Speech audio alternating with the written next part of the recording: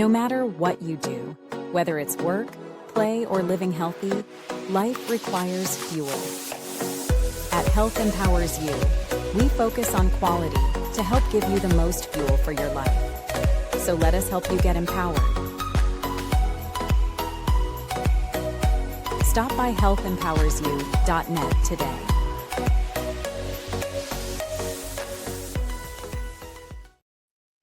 Hi, everyone. Welcome to Spirituality and Success with Reverend Dr. Tracy Cox, brought to you by the Health Empowers You Network. I'm your host, Reverend Dr. Tracy Cox, and today I'm taking questions about spiritual wellness.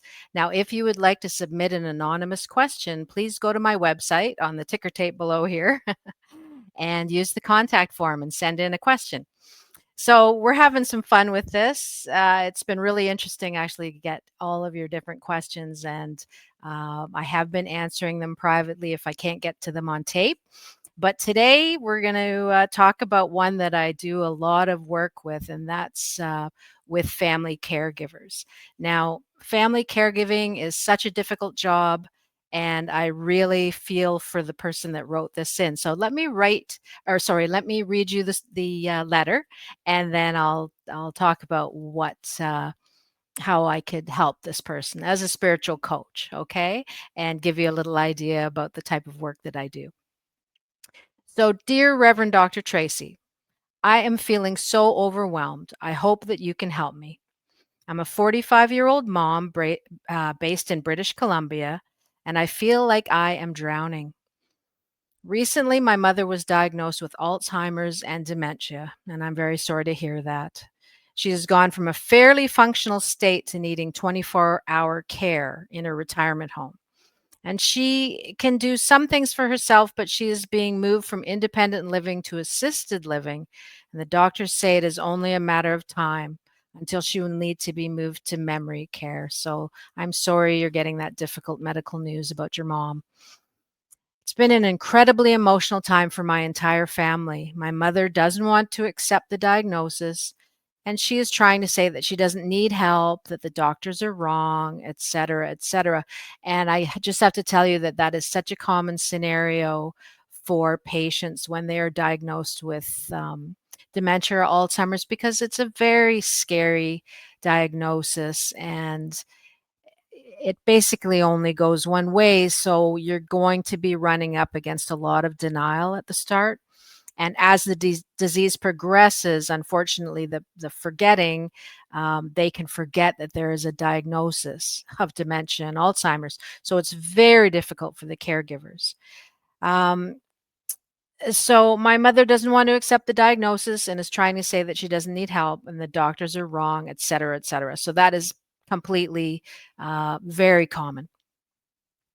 Meanwhile, I have to rush over to the retirement home every time she gets upset, gives the PSWs a hard time, or takes a fall, which she does a lot. And that is because she refuses the medical staff's help and suggestions. That's another problem with patients with dementia and Alzheimer's. They don't want to listen to what the caregivers are telling them just because of the disorder. It is so very time consuming and stressful at the same time for me.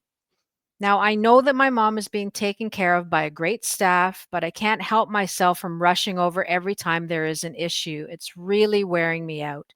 And I feel like I am not paying as much attention to my kids as I should be because my mother is taking up all of my bandwidth. Do you have any strategies for me that you have seen work for other family caregivers? I feel like I am running on empty.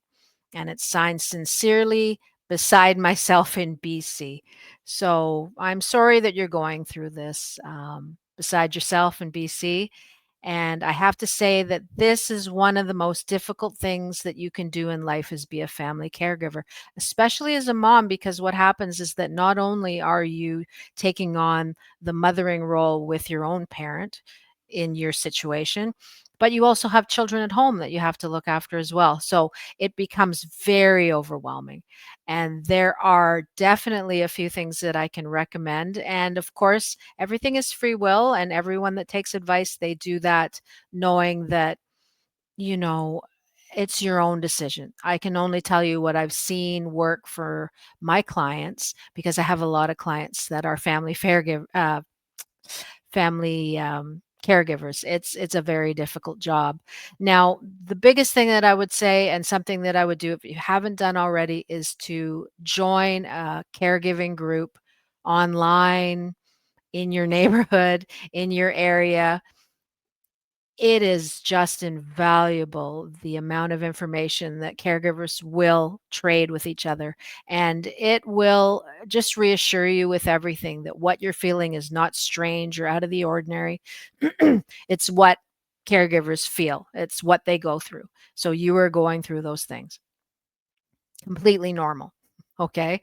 Now, one of the things that I always suggest to my clients and to anyone going through stress is the power of 3 deep breaths, and basically reflect on what the person has said to you and don't react, because some of the things that the patient will say to you may seem so outrageous that you may suddenly, react, and then the situation just escalates.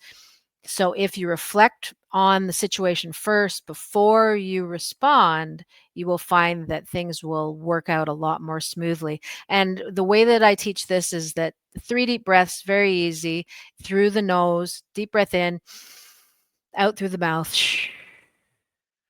3 times, and again, and last time. Okay, so 3 times, and then think about how you want to respond, and then respond. You will find that you will be so much more relaxed with everything that you are going to be going through. And the interesting thing about the power of 3 deep breaths, excuse me, is that it has been studied to show that people's blood pressure normalizes, people become more relaxed, their cortisol levels drop, and even things like belly fat melts away, because that cortisol is not happening in the body the way that it was. So please look into just some basic breath work like that.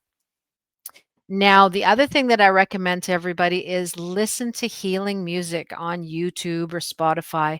You can find all kinds of the healing tones, and even with guided meditations within them.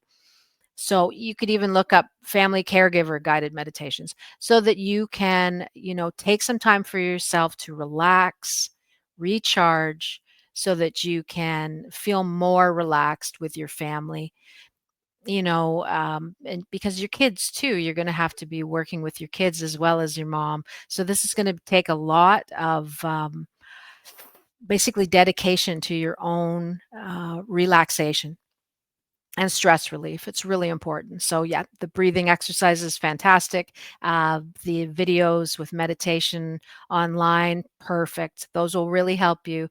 And once again, joining a caregiver support group where you can talk with other people about what you're going through, because the challenges of being a caregiver of somebody with dementia or Alzheimer's is so specific that you really need to talk to other people on the same wavelength.